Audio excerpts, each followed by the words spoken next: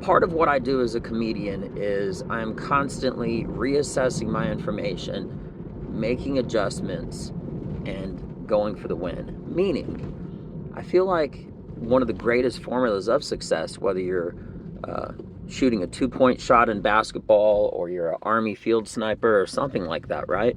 Is the only way to get better at your technique is to evaluate your own results. And then after that, should there be adjustments, then you make them, and then when you go back, you execute, and you're even better, right?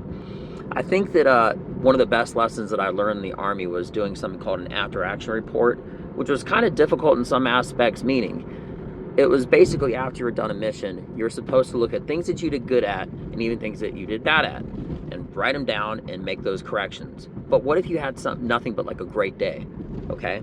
It's harder to find bad and good. But even then, that's like part of what the challenge is. So, I mean, you really put it on yourself to find greatness in greatness and find greatness in potential weakness, if that sort of makes sense.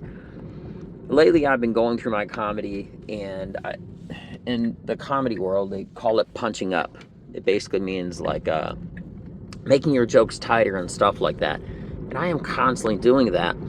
And sometimes there will be no changes, and that's a great repetition because that means I get to rehearse and get one step better, memorizing and knowing and really becoming one with like the words that I'm saying, making it subconscious. So someone in the back that's has a like a waitress or something may have like 4 drinks.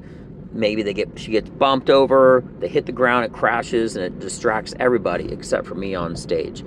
Having that laser focus, drilling something so that even subconsciously you know it. It's like you're on autopilot. That's the only way to do things.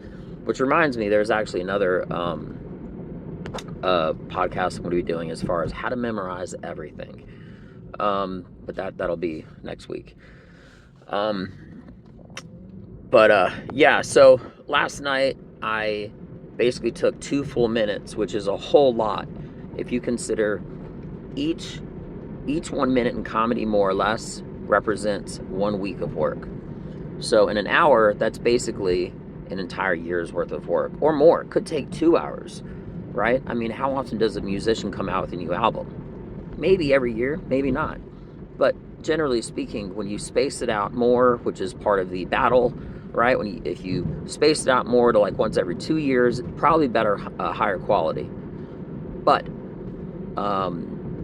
you also become less relevant, so you have to fight that battle as well. So it's like, do you do something that's like half an album with good songs and the other they're kind of filler, which I hate to say, but it's kind of a common trend, especially nowadays. You got that single. Anyway, getting off on a tangent.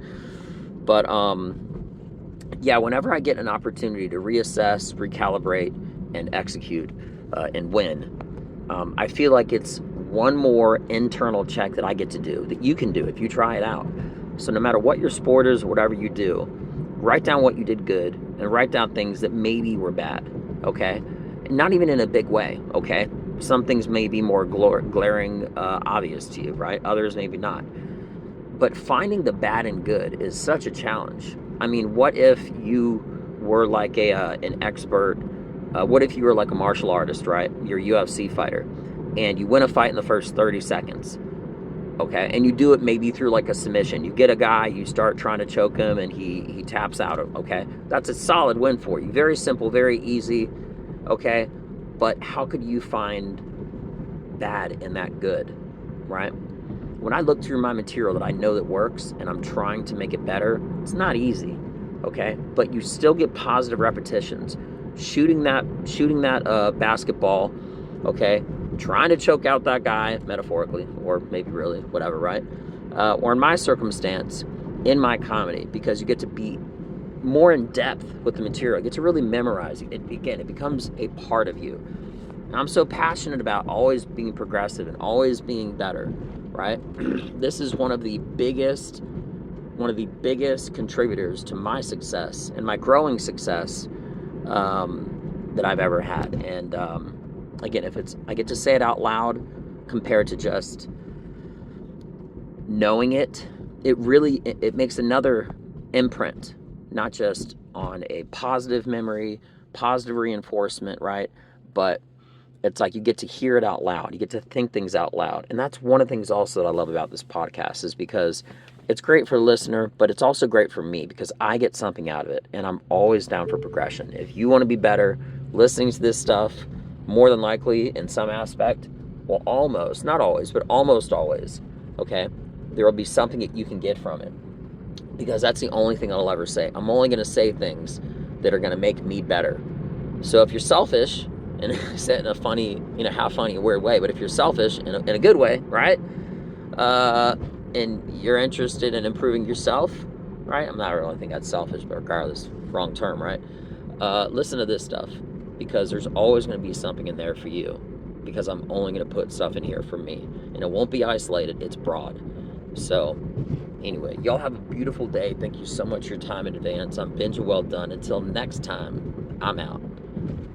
Peace.